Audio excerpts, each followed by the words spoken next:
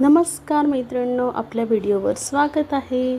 आज केली होती मी कोबीची भाजी, साधी सिंपल अशी कोबीची भाजी. तिखट ह्याच्यातली तिखटातली गेली होती.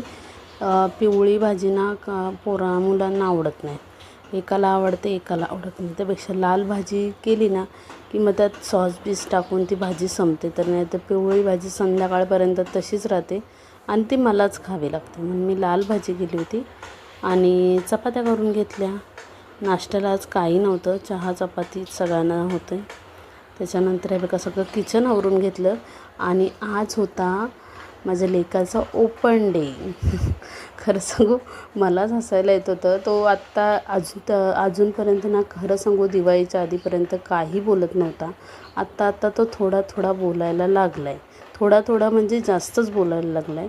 ही मुलांचं असंच असतं, जी मुलं आधी बोलत नाहीत ना ती मुलं नंतर भरपूर बोलतात. आणि आता हिंदी पण बोलतो तो, इंग्लिश प्लीज सॉरी असं पण बोलतो आणि मस्त प्रगती झाली. मला वाटलं होतं नाही टाकायचं आपण शाळेत त्याला एवढ्या लवकर, पण स्कूलला टाकून त्याला फरक पडला आहे. इथे माझी बहुतेक कामं होत चालेत, कारण की मला जायचं आहे 10 वाजता. इथे लेपन करून घेतलं आहे, भांडी वगैरे सगळं आवरून घेतलं पटापट, कारण की मला जायचं होतं.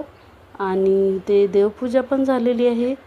चहा घेतली. चहा मस्त अशी मला उकळती चहा लागते आणि त्यात माझी मसाला टी असते, पण ह्याच्यात मी थोडीशी वेलची पूड टाकतेच.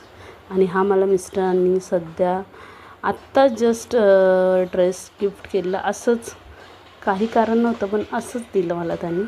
आणि त्याच्यानंतर आल्यावर आली मी ह्याच्यावरनं ओपन डेवरनं.